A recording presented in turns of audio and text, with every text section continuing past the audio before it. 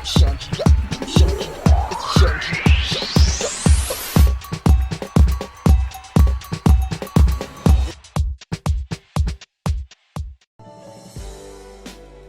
Get to know David E. Lucas. He's a dynamic speaker, mentor, and 2 times best-selling author of It's Dark, But I Can Still See the Light, and Destiny Calling My Name.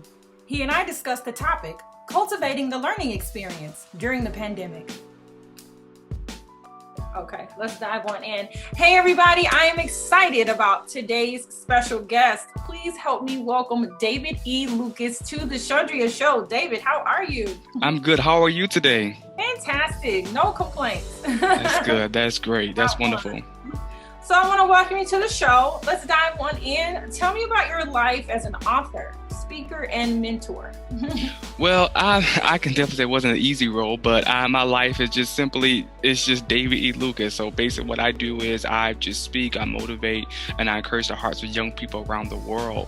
And so that is just focusing on special needs, kids that have IEPs, behavior modification plans, anything you can think of dealing with the special needs realm or educational realm. That's my life. And I've written 2 best-selling books that's entitled It's Dark, But I Can Still See the Light, and also Destiny is Calling My Name. So that's about who I am and how I came to this wonderful achievement in my life. Wow, congratulations on all of your success thus far. Where are you from and how did you get your start in the industry? Well, I'm actually from a small city of Dalton, South Carolina. Then I moved recently to Charlotte, North Carolina, where I got married to a beautiful wife in this December. So I just recently moved here, and how I got started in this industry is where in my high school career, I was actually put in, longer than that, been put in special needs classrooms. But I started finding my calling after I took out special needs classroom, go to regular mainstream classrooms. And that's really how I got to this point and how I started just really motivated and really traveling and really inspiring writing books. So yeah. Wow. Congratulations on getting married. Congratulations on not 1, but 2 best-selling books. That's phenomenal. Thank you. Well, today I want to discuss the topic, cultivating the learning experience during the pandemic. As you and I both know, learning requires a special, motivated, and positive mindset. So tell me in your own words, the type of attitude that's required to set educational goals and excel in them. Well, the first one I want to definitely just say, you must have a mindset to keep pushing, and you should definitely not let fear get in the way of, or even stop pushing you from where you're trying to go. So in the midst of this pandemic, in the midst of so much is happening, you should just have that push, and definitely don't allow fear, don't allow your own self-denial to stop you from where you're trying to go. So even though we're in the midst of this pandemic, just don't let it stop you. Just keep going and just keep pushing. Wow, see how motivating you are? I mean, that's a word for anybody, even if you're not in school. My goodness. How can you encourage adult learners out there who are juggling higher education and life itself, including you're talking about family, career, business, and responsibility? I can vouch for this. I'm currently pursuing my MBA on top of everything else. It is a doozy. But, what do you say to that? How can you encourage people like me? Well, the crazy thing about it, I want to just use one definitely a very person that really means a lot to, especially African American culture. Definitely to the people that is known as our 44th president, Barack Obama. Barack Obama has given an assignment when he was actually in school. When his teacher told me, she said, "You know what? You got to write an assignment. Your assignment is going to be, what do you want to be when you grow up?" Okay, that's what they offer him. What do you want to be when you grow up? And he wrote in that particular assignment, he said, "I want to be the president of the United States one day." And as we all know, that Barack Obama has definitely see that, and he has become our 44th president. And I say that to say this, is that you must have a mindset to be unbreakable. You must have a mindset to not allow nothing, do not allow anything come against you, because at the end of the day, is Barack Obama just did only a written assignment in school. What does that mean to you? And what does that mean to all of us? That we have to continue to keep pushing, to keep grinding, and definitely not allow anything to stop us. And yes, it doesn't matter how old you is, doesn't matter how young you is, we can all pursue education. Education is possible, and it's something we should all supposed to necessarily try to do. But I just want to encourage you all to definitely just keep going. And just remember Barack Obama. That was a young assignment that he has just started when he was in grade school, and look where it had got him at today. Now he's not a president right now, but he has served our president and done many, many things around the world. So I just want to give you that mindset. I appreciate that story. I never knew that. You say write the vision, make it plain, and what you see, thoughts become things. I wholeheartly believe in that. And so to be a young boy writing that I want to be president, man, I want to be a millionaire. Okay, that's how it's done, right? This can happen. So my next question is, how can grade school students at any level overcome a lack of motivation for school during a pandemic? Because we've been remote learning now for a year. So they had to survive last school year. Then there was a summer session. Then we thought in the fall we would be back. Yeah. We're not back. And now we're on the third term of the school year.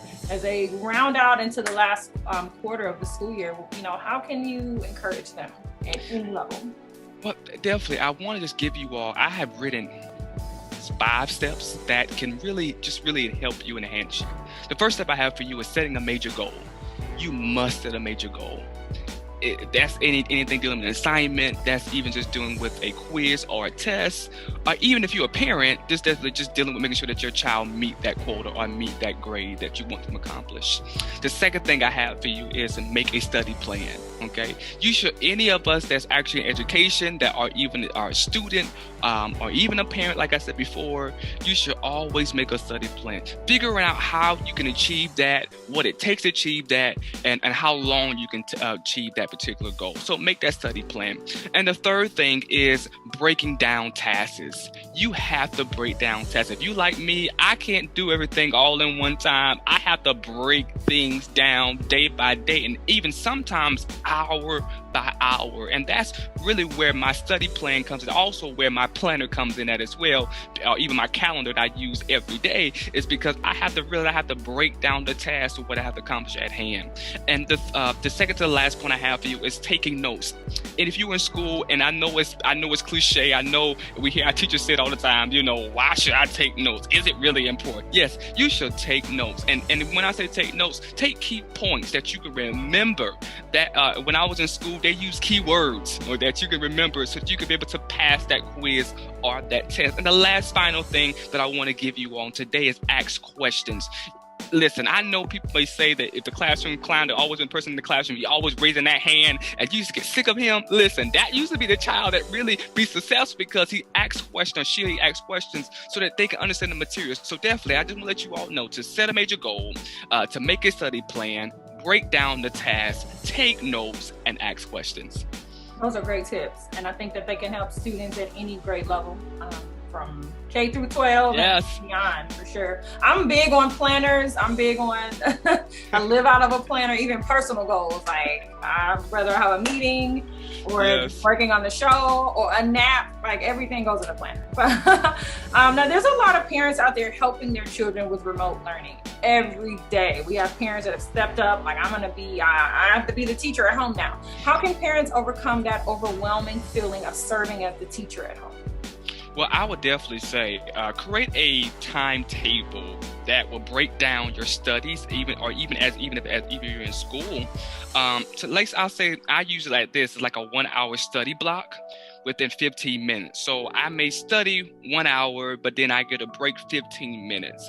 And so for a parent that may not be overwhelmed, I'll just have to say, if you just make things a timetable, say, okay, well, listen, Johnny, okay, listen, we gonna study an hour, okay? I'm gonna give you a 15-minute break, Johnny, okay, so we can complete the task at hand, okay? So that you don't have to be overwhelmed. And so, and I also recommend, if you are in a home, I'm very visible, so, if you can put it on the kitchen table or actually on the refrigerator, say, okay, listen, today we're going to study this hour, today we're going to study and we're going to have a break 15 minutes, and then the next assignment we're going to do an hour, 15 minutes, just to break it down so they can actually see it, and you can also see how you can accomplish it. Just basically just figuring out what works best, because each child will learn differently.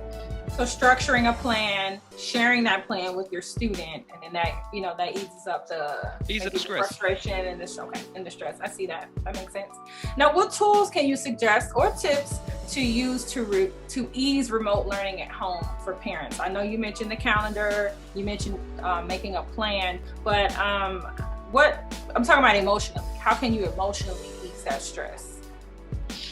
Emotionally, so by chance, I am a behavioral therapist. It's what I do all day, every day. I definitely want to just definitely say is being overwhelmed, especially with so much of this pandemic, just taking a moment for yourself. And I say it to say this, I say this humbly, parents or students, taking that day, even taking a couple of hours, listen to soft music, having a moment to dilute what's happening or what's going on around you.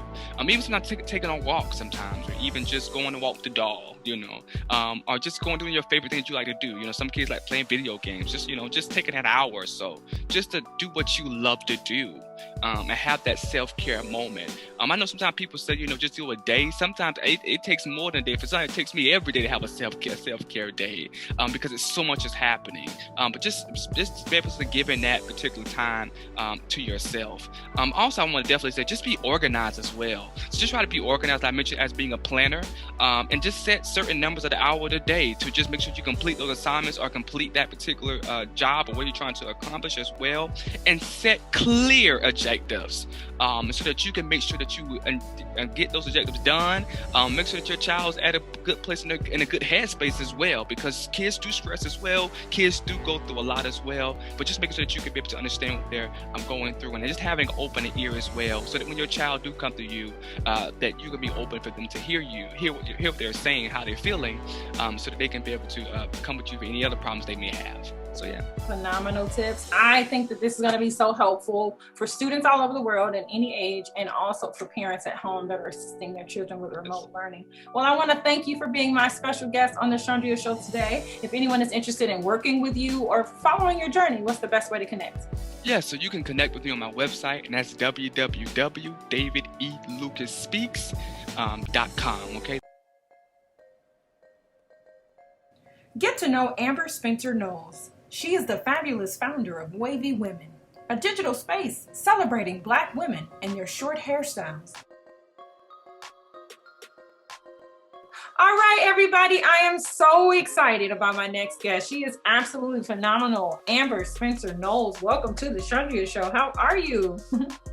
Thank you for having me. I'm well, thank you. My pleasure. Well, let us dive on in. Tell me about yourself and the Wavy Women brand.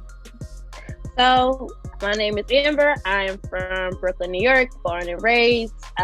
Like many Black women, I've had done just about everything that you can imagine with my hair. I've had it permed, I've had it cut all the way down, I've done like different colors, you name it, I've probably done it. So with Wavy Women, how it all ties in, it all started in 2019 with my own waving journey when I started waving. So for those who don't know, waving is when you brush the natural curl of your hair flat, which achieves a wave-like pattern. And there are 5 different kinds of waves. There's 50-60 waves, which are the classic old school waves. You see a lot of older gentlemen back in them days, they used to wear that a lot. It would be parted going in one direction and then one in the other. Then you have the 180 waves, which tend to go in one direction. It's usually like you'll see them in a lot of men who have their hair shaved across, like have it fade. And then the waves again go in one direction. Then you have the 360 waves, which is what I'm sporting right now. So it starts in the center of the crown of the head, and it extends downward. What I have is called the beehive pattern, which is self-explanatory. It's small circles extending to the nape of the neck, along to the sideburns. In addition to, there's another variation of the 360 wave, which is where same scenario starts at the crown, but instead of being a beehive pattern, it swirls. So it almost mimics think of it as you're at a carnival and you see like the swirly whirl kind of thing. Think of 360 waves as that. Then you have the 540 waves. The 540 waves mimic a hurricane's pattern. So if you ever see a hurricane on the map and you see the direction that a hurricane goes, that tends to be the direction of a 540. And last but not least, you have the 720 waves, which are the most difficult waves to attain because instead of it going in the directions that I just described, 720 waves go along the side. They actually spin, instead of spinning down horizontally, they spin vertically across the hair. And you can't actually start 720 waves by doing different, you can't start 360 and then want to do 720. You have to cut your hair off and start it over.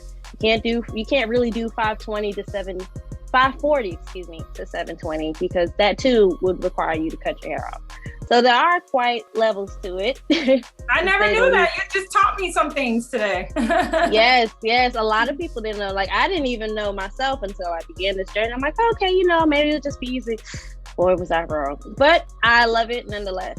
So why did you create the brand? What were you in the moment where you were like, was your hair already cut short when you created the brand? And then this your segue into... Oh, yes. So I have had my hair cut short almost 5 years now. And it started because when I began my own waving journey, I started looking for inspiration from like others. Like, maybe there's some Black women wavers that I could kind of use as like my starting point to kind of have an idea of what kind of waves I want to get or want to create for myself. And upon looking, I realized that there was like a huge lack of visibility in Black women wavers as a whole. And then from the background that I come from, I have a journalism and marketing background. So I've worked with natural beauty brands previously and noticed that when they discuss natural hair, they never discuss waves, because waves have been a heavily dominated male industry for many decades. Mm-hmm. And you don't really see a lot of Black women wavers as a whole. As in addition, like when Black women cut their hair, you don't really see them. They're like, oh, well, you can do big chop, you could just rock it baldy, you could grow it right back, you could do a teeny weeny afro, but you never hear about waves. Mm-hmm. And that is an option that I want more and more Black women to feel comfortable with, because again, it's been very masculine presented, and I just want women to understand that this is not it's not masculine. We can do this too. Women can be wavy too. So with that, I created Wavy Women in January of 2020. On a whim. This was like a completely different direction of where I was going with my business. I was like, you know what? I'm going to do this because I know that there are other women out here that want to do the same, might be too scared to do it, might be afraid. It's like, because it's bad enough we already have the stigma that, when your hair is short, you look like a guy or whatever the case may be. Or even so, some women aren't necessarily as confident rocking their hair short. And I'm here to tell you that you can do it. It's just hair. It will grow right back. I promise. It's just hair. It'll grow right back. Tell me about your tagline. Hair is the canvas. Waves are just the paint, and what it means to you. So hair is just the canvas. Waves are just the paint. A lot of the times, Black women especially, our identity is tied to our hair. No matter what we wear, whether we have wigs on, whether we have braids on, whether we keep it short, whether we keep it long, wear locks, etc. Our identity is always tied to our hair. Our hair is the canvas because that is how we present ourselves to the world. This is how we choose to express ourselves in a lot of ways. This was the way that I chose to express myself, because once I got out of college, that's when I was like, you know what? I want to start experimenting with hair color. So I did every single kind of hair color you could imagine under the sun, just because I was like, you know what? I want to express myself. I want to use this as my way to, just show off my personality. And with that, waves are just the paint. Waves are natural to the hair, just like, curls. You can have waves and your hair will still be natural. You don't have to texturize your hair. You don't have to put any kind of chemical compound to make your hair waves. It is all following the natural curl pattern of your hair. So with hair is the canvas, waves is just the paint. Your hair is here. Waves just here to exemplify and make you feel more in tune with yourself, or even just in tune with what's around you. Because I couldn't even begin to tell you how many times people say, like, oh my gosh, you have waves, boys try to get waves. How you get your waves like that? And I just, again, want women to understand, it's like, your hair is the canvas, waves are just the paint. Waves are just an extension of who you are. Waves are whatever you want to make them. I love that you wear it, you rock it, you wear it proudly, and you're championing for women, and namely Black women, to be confident. And like you said, it's not a hairstyle that's really popularized, and so I love that you're doing that. I love that you're creating this. What or who inspired entrepreneurship in your own life? So I come from a line of family members who have created generational wealth amongst themselves. My background, I'm of Jamaican descent. My mother was born and raised in Jamaica. My grandparents had their own company. My grandfather, he ran a contracting company all across his parish and all across, like in a lot of parts of Jamaica. On my father's side, my father was my ultimate angel investor and left behind just a little something to help me get started. It's like, you know what, I'm going to continue this because not even just because of him, but for those who came before me and for those who are going to come after me. I want to create this pathway so that my family and future generations can understand that, yes, you can do this too. It's okay. You don't have to know what you want to do. As long as you have your idea and you start formatting it, you start kind of getting a better idea of who you are. Because with Wavy Women, I've learned a lot more about myself. And again, going back to generational wealth, I want future generations to understand, it's like, you can still do everything you want to do while still being yourself, while still being true to yourself, while still being true to your roots. I love how empowering your brand is. And in your opinion, why is it so important for women to love the skin they're in? To love the skin they're in, like, as you've seen, we've gone on for so long, like light skin has, like, as long as it's been Eurocentric beauty standards, a lot of our beauty has come from that. And to see like other women just coming together, it's like, you know what, I don't want to be this, I don't want to hold on to this standard, I don't want to be this person. That's what I'm here for. Like, I would love for all Black women to just be like, this isn't the standard I want to be a part of. And that's okay, because that standard wasn't meant for us in the first place. This was not something that was built in our favor anyway. So to see more women coming together, more women being more comfortable with themselves, like from not even just from hair, from like body type, skin complexion, etc. Like, I love to see it. And I want more and more Black women to be okay with the fact that, I can't speak for all Black women because I'm light skinned. My experience is different from someone who is dark skinned. My experience is different from someone who is brown. And I would never want to overshadow that. In fact, I would want them to come speak their story themselves. Like, I would never want to be that person like, okay, well, I'm not going to gaslight. I will never, ever do that. Especially like, I'm sorry, I'm very passionate about this. But as I was saying, it's like, I would love for my Black women to come together and just like speak on these things, because Wavy Women is more than just a hair brand. I want to educate Black women. I want to educate Black women on their hair. I want to educate them and help them feel more comfortable with who they are. So that way, when you cut your hair, or even if you decide to do waves, you learn more about yourself. Because for me, I learned a lot about myself as I began this journey, and I became more comfortable with myself. So that's something that I would love to see and love to be a part of going forward.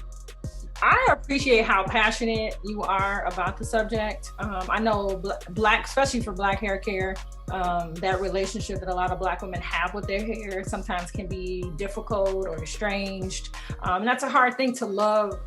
I feel like a lot of times you love the skin you're in, but you don't love the hair, and then society, puts so much pressure on. I mean, I just feel like I can't think of any other demo it's criticized as much as Black women in their hair. Is she wearing a weave? Is she wearing a wig? Is she wearing the teeny fro? Is it natural? Is it permed? Like, there's always so much critique on women's hairstyle choices. But how can you personally empower women that are watching to embrace themselves and whatever their hairstyle choice is? Well, my advice to the woman, like, no matter who you are, what kind of hair you've brought yourself to love, I want you to understand that it's just one you. If this is like, you don't have to cut your hair short, and that's okay. There is nothing wrong with that. I want women to understand that, like, we are not our hair. That, yes, we use this as a way to express ourselves. We use this as a way to understand, like, okay, this is how I'm going to wear my hair. Because we also got to remember, it wasn't until very recently that natural hair was allowed to be worn in the workplace without any kind of discrimination. And this is stemming from decades and decades back. Like, as I mentioned, I am of Jamaican descent. Like, in Jamaica, you don't see, it's still ostracized to wear your hair naturally. You'll still see a lot of women wearing wigs. You see a lot of women wearing perms and relaxers. And there's nothing wrong with that. Just make sure that you educate yourself on what your hair is. And there is no such thing as bad hair. Mm-hmm. I don't want it. I don't care what you say. I don't care what you think. There is no such thing as bad hair, and there's no such thing as good hair. Good hair is the hair that you take care of. Not some predisposed idea like, oh, her hair is soft and curly. This is good hair. Like, that's just soft and curly hair. That's not good hair. Like, good hair is the hair that you take care of. That's the hair you take care of. Like, for me, I have 4A hair. I was like, okay, I take care of my hair. I don't see it any way. It doesn't matter if you have 4C hair. 4C hair especially, because 4C hair is more often than not the type of hair that always gets criticized, always gets ostracized, always gets left out in the conversation. And that's what wavy women is for. Like, I love to see women with 4C hair rocking waves or rocking their teeny weeny fro. Like, that's your hair. Good hair is hair that you take care of. So with that, I want you to understand that it's okay if you want to cut your hair. It's okay if you want to keep it in wigs. There's nothing wrong with that. Just make sure that you're being true to yourself and you're expressing yourself the way that you want to express yourself and not the way society wants you to express yourself. Absolutely. I couldn't agree with you more. Your brand represents beauty and confidence in women. Speak to the women watching who are ready for the big chop. They're ready for change, however that looks, but they may be on the fence. How can you inspire that woman watching? Well, to give you an idea, I cut my hair after years of being scared. Like, I was terrified. Like, I don't know if I'm going to look good. I don't know if this is going to be something that I want to do going forward. And honestly, you just got to look at yourself in the mirror and just be like, this is just hair. It will grow back. It's going to grow back. It's not going to be forever. And if it is forever, then that's okay too. Like, there's nothing wrong with that. Embrace it. Because your hair is not you. You are you. Your hair is just an extension. Your hair just happens to be here.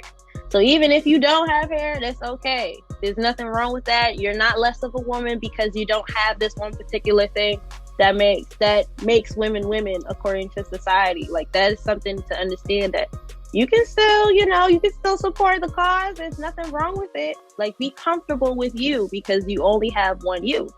So treat yourself right. I'm so grateful for you today. I'm so proud of you. Congratulations. Thank you. Business. I'm excited about everything that Wavy Women is going to be doing in the future. And I want to thank you for being my special guest on the Chundria Show. If anyone is interested in learning more about you and Wavy Women, what's the best way to connect? Yes, thank you so much, Chundria, for having me. I really do appreciate your time. If you want to learn more about Wavy Women, feel free to check us out on Instagram, Twitter, Facebook, and Pinterest, all at Wavy Women. She like Chundria, I like Chundria.